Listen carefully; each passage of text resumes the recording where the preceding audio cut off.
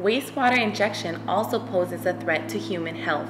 Sewage treatment can result in the creation of superbugs, which are not always destroyed by UV disinfection. The county's primary method of disposal for wastewater effluent containing these bacteria is to inject it into near-shore wells where it mixes with brackish groundwater. So I'm Nicola Porcella. I'm a professional kiter, and I've been kiting and training here for the last 10 years, since '99. And Kite Beach is basically, the spot where I grew up. Really, this place is beautiful, except there's, some days we have this kind of smell that's, we all know there's the sewer plant. We don't know exactly what it is, but, sometimes it's kind of, a little nasty, and a lot of us have been getting staph infection. All this that you see, all this, it's from out there. So I invite you, come swim in our waters with your families, your children, and enjoy it. And I pray you don't look like this when you come out. Every life in this room, everyone who gave a testimony, their lives are priceless. There is no compromise for any individual, any living human being that lives on our islands or anywhere in the world. So when it comes to the weighing of cost and life, there is no, life is precious. And I am so happy to be here tonight because this is the first meeting I've ever been to that everyone in the room are all on one side of the fence. And all agree. And I love it. Because it is about lives, our precious human lives. So please, EPA, what is that? Environmental Protection Agency. I ask you please, do your fiduciary duties for our lives now. The estimated annual economic losses due to algae blooms, damaged reefs, loss of fish and other marine life, and the unpleasant seaweed smell that drives down rental prices of beach properties amounts to as many as millions of dollars a year. North Kihei algae blooms alone cost Maui an estimated $20 million a year in lost revenue and costs associated with algae removal. The major problem that has to be dealt with is the fact that we're doing injection wells at all. We have a water shortage. The water department is constantly in the paper saying that we must reuse water, or we have to be rationing water, or we're on water conservation policies. And yet at the same time, we're putting millions of gallons a day, I think somewhere between 11 and 14 million gallons a day, into injection wells and literally wasting it, throwing it away. I believe that history allowed us to become very complacent in how we were going to address what we're going to use as our resources.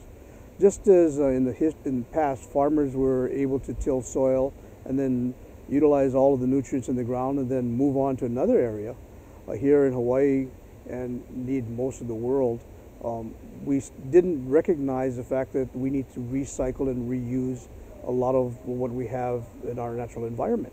So we got lazy, we found a cheap and easy way to do things, and we've just carried that on traditionally because we haven't been willing to bite the bullet and be responsible.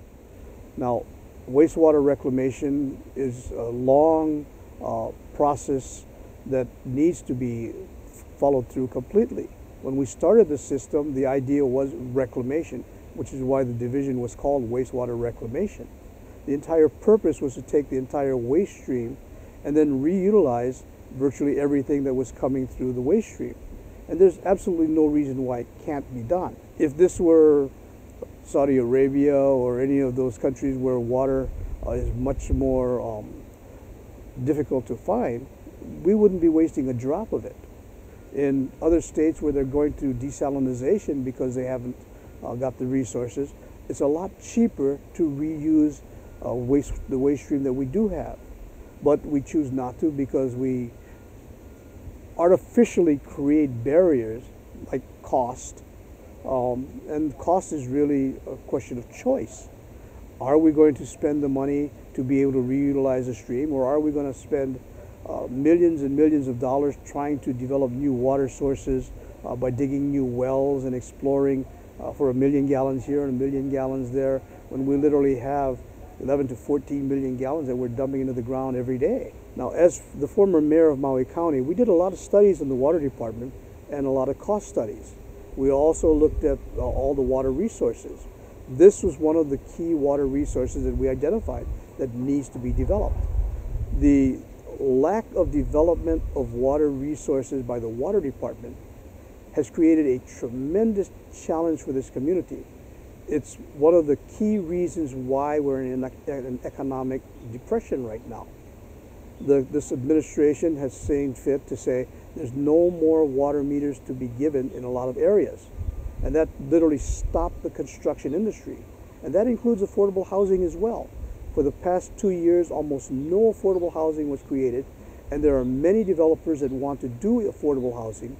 So a lot of members of the community are being deprived of it because the projects cannot be started without water. A blessing ceremony was held on May 22nd to commemorate the completion of Phase 1 of a 2-part photovoltaic system at the McKenna Wastewater Reclamation Facility. One of the featured speakers at the blessing ceremony was Charmaine Tavares, the mayor of Maui County. And so it's an exciting time to be here, an exciting time to support what's going on in the private sector. And this is what is making Maui the leader throughout the state, because we have Everett Dowling and some other folks who are serious about finding new ways to get the power that they need. We think that there are lots of applications that the County of Maui is going to be able to use by looking at what you've done here at the wastewater treatment plant. Never did I know I would pay so much attention to wastewater treatment plants, but they're like the #1 power user for the County of Maui, followed closely by the water department. So those are two departments that use millions of dollars worth of oil to run an operation for our community. So if we want to really help our community, we switch off to something like this. And I love it that you're using the reclaimed water, you're treating it to R1 level and using it on the golf course. And we have some plants that are R1, but our goal is to use all of the water that's produced by our wastewater treatment plants and not put it down in any injection wells.